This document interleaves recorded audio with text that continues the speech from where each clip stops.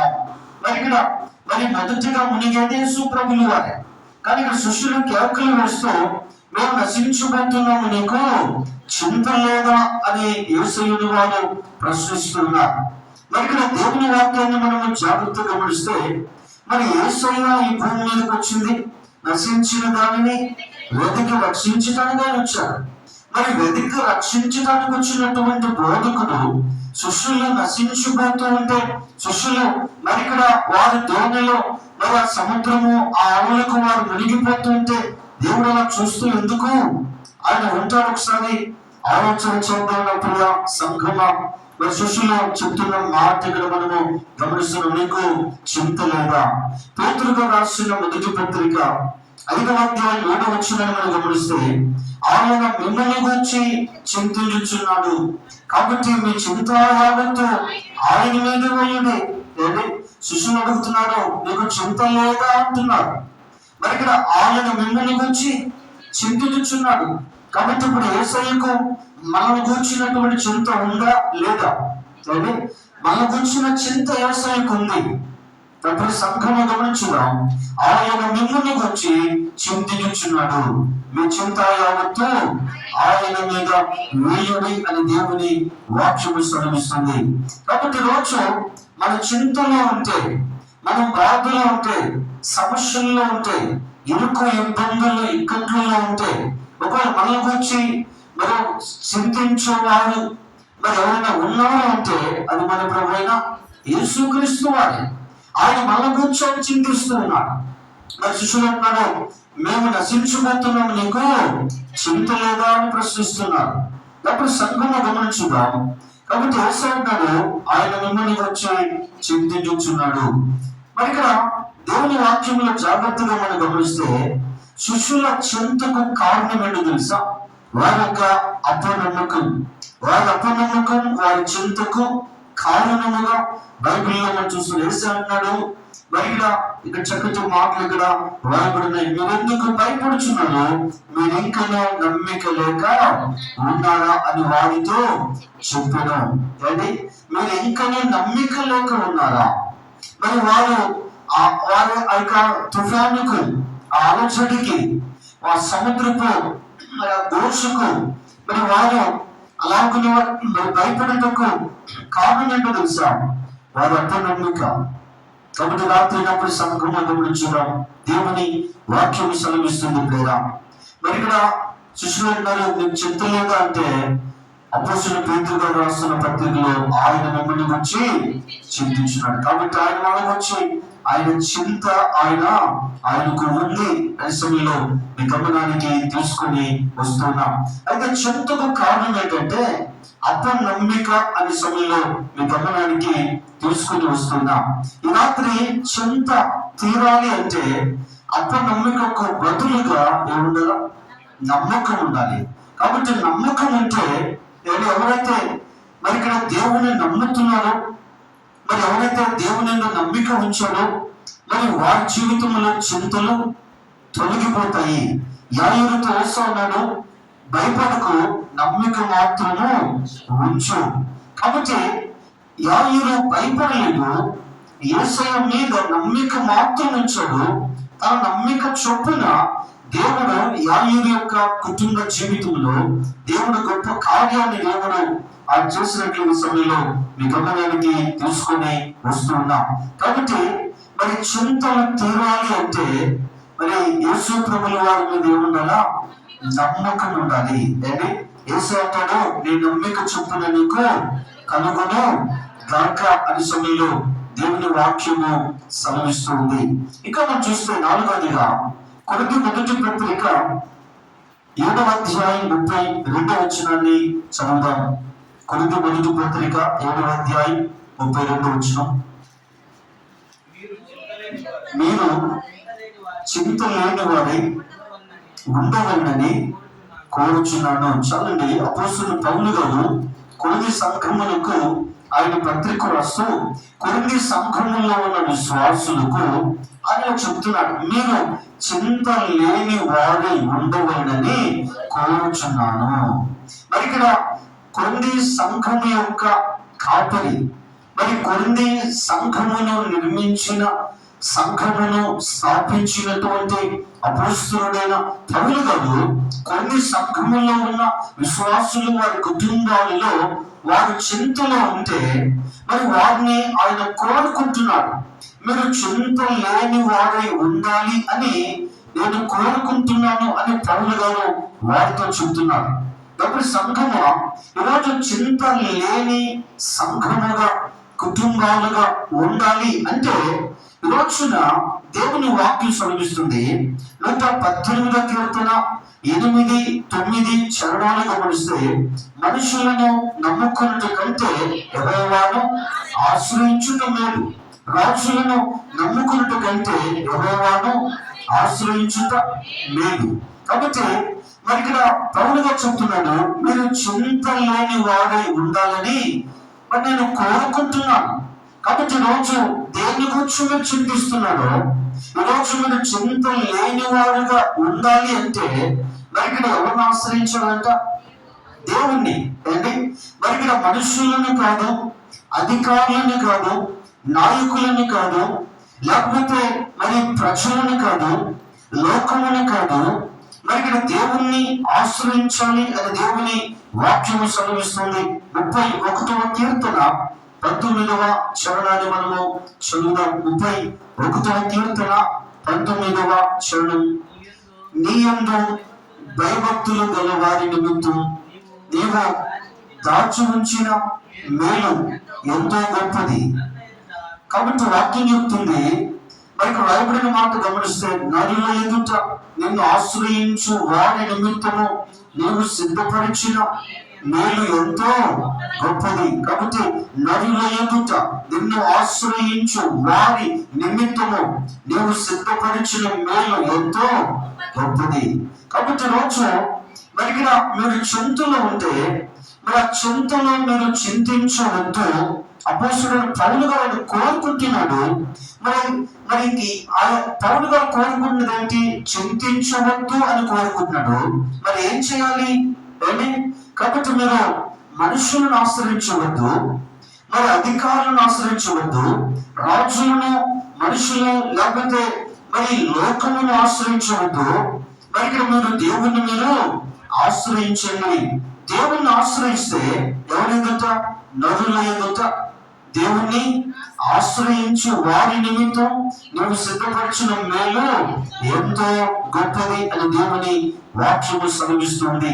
కాబట్టి రోజు మనుషుల ఎదుట, అధికారుల ఎదుట, రాజుల ఎదుట, ప్రధానుల ఎదుట ఎవరు ఆశ్రయించాలంట?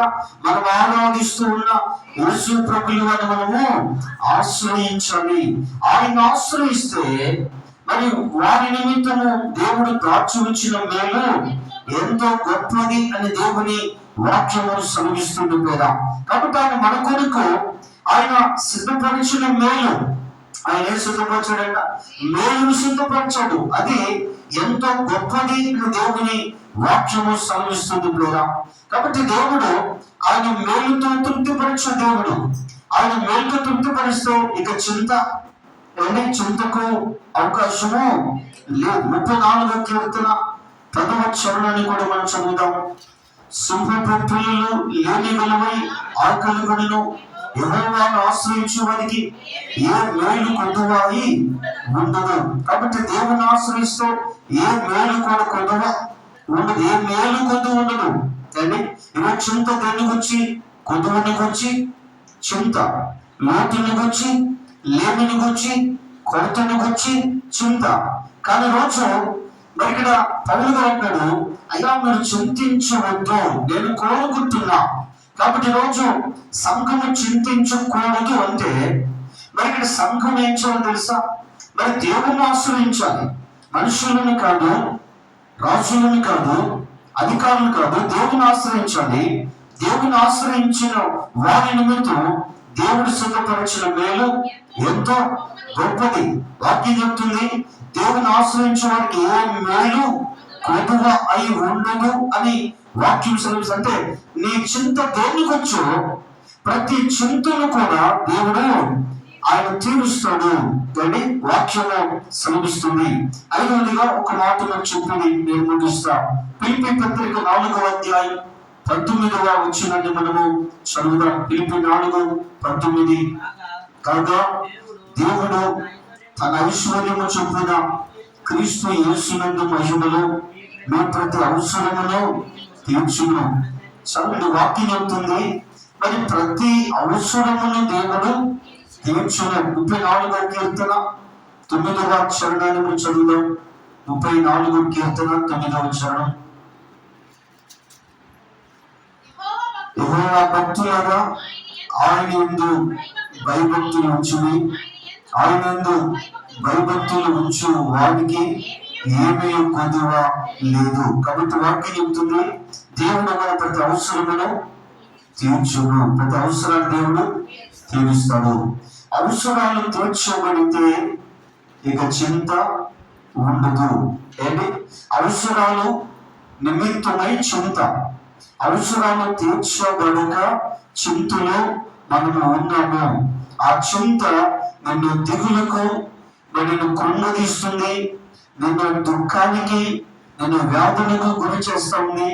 చింత నిన్ను మానసికంగా నిన్ను నలుగు కడుతుంది.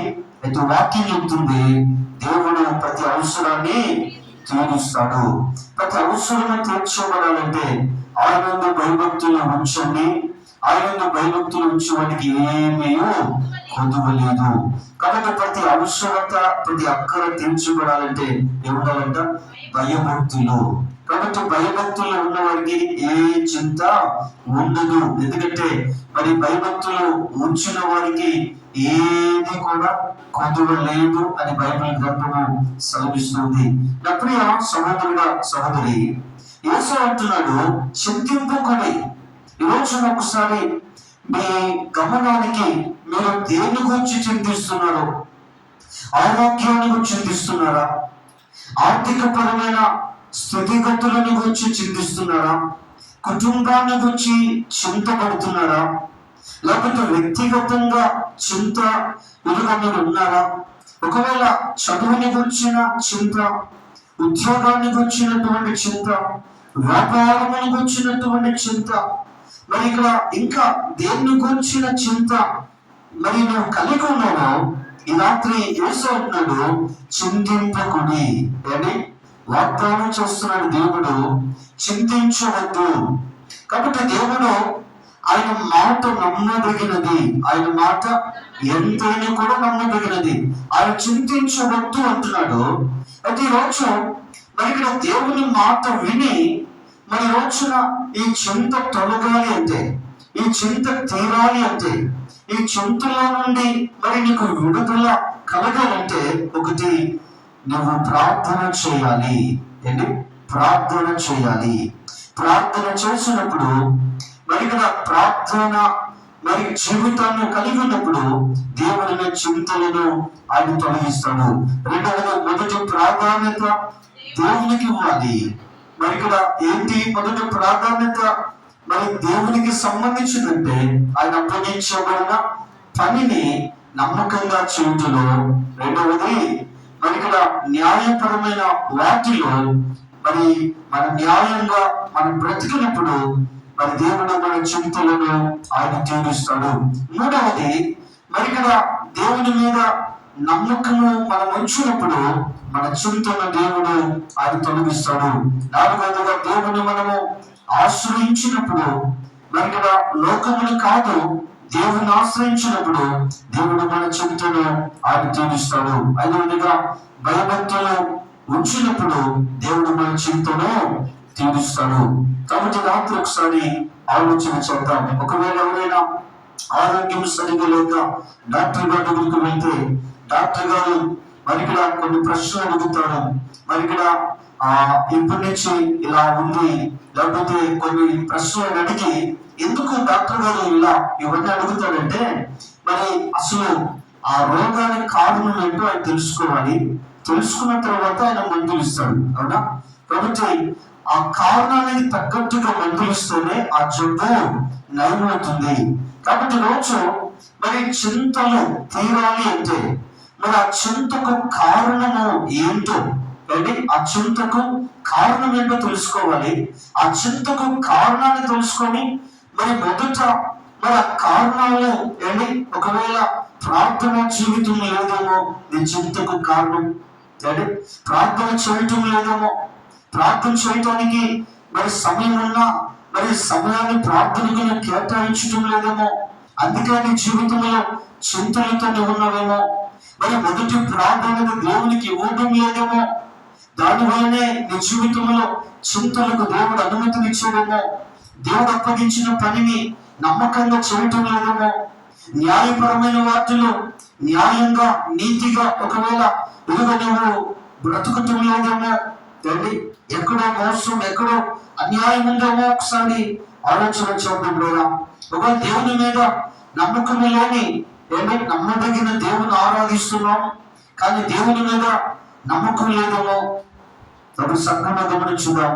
రాత్రి కాలపు వేళ మరి ఇక్కడ దేవుని నమ్ముతున్నాం, మరి దేవుని పూజిస్తున్నాం, దేవుని ఆరాధిస్తున్నాం కానీ దేవుని మీద నమ్మకం లేదేమో ఆలోచించేద్దాం.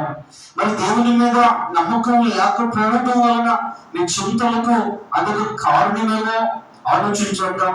మరి ఇక్కడ దేవుణ్ణి ఆశ్రయించటం లేదేమో నీ చింతకు అదొక కారణమేమో, భయభక్తులు లేదేమో, పైకి భక్తి లోపల భక్తిహీనత దాని శక్తిని ఆశ్రయింపని వారు.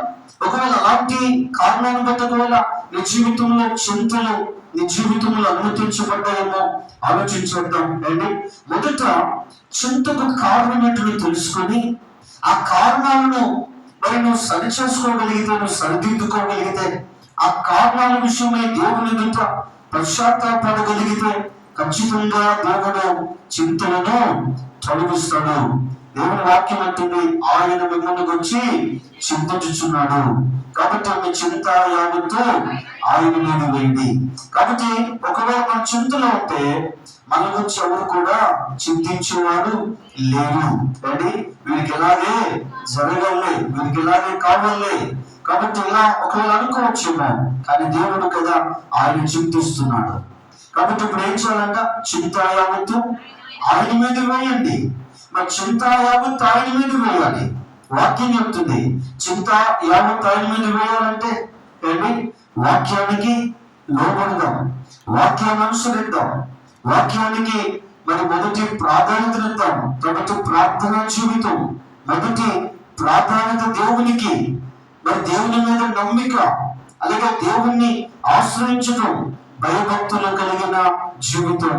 కాబట్టి ఈ 5 నీ జీవితంలో ఉంటే దేవుడు మరి నీ చింతను దేవుడు ఆయన తీసి, ఎందుకంటే ఆయన మిమ్మల్ని చింతించినాడు, మీ చింత యావత్తు ఆయన మీద. కాబట్టి మన చింత యావత్తు ఆయన మీద వేసినప్పుడు ఇంకా మనకి ఏం లేదు, చింత లేదు. ఎందుకంటే మన దేవుడు ఆయన మన భారమును భరించే దేవుడు, మోసే దేవుడు. కాబట్టి ఈ రోజున మరి ఇవన్నీ చేయాలంటే దేవుని వాక్యం మీద ఏముండాలి, మనకు ఒక నమ్మకం ఉండాలి. అంటే వాక్యాన్ని నమ్మాలి, వాక్యానుసారంగా మనం నడుచుకోవాలి. కాబట్టి రాత్రి ఆలోచించేద్దాం.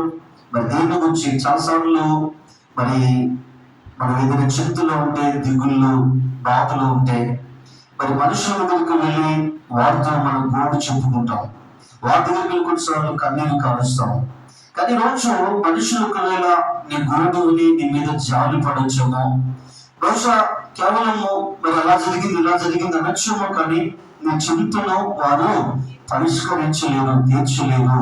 కానీ మరి తీర్చలేని, పరిష్కరించలేని మనుషుల మీదే ఆధారపడుతున్నాం. కానీ మరి ఇప్పటికైనా మనము మరి ఒక మార్పు అనేది మనలో వచ్చి, అయ్యో మరి ఇక్కడ దేవుడు ఆయన మన గురించి చింతిస్తున్నాడే, మరి చింతాయాలతో మరి ఇక్కడ నా మీద వేయుడి అని దేవుడు ఆయన మాట్లాడుతున్నాడే.